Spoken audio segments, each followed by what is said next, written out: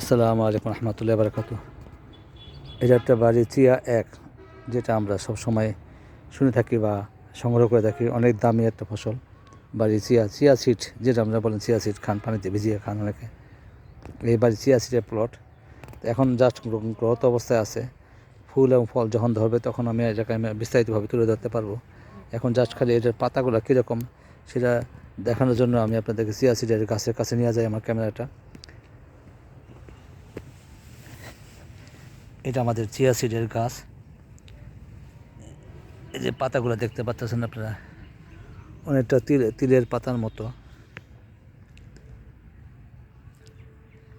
Just এখন growth অবস্থায় আছে।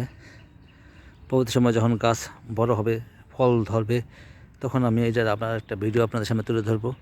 এখন জাস্ট খালি চিয়া সিডের গাছগুলো কীরকম সেটা দেখানোর জন্য এই ভিডিওটা করা। ধন্যবাদ সবাইকে। আসসালামু আলাইকুম।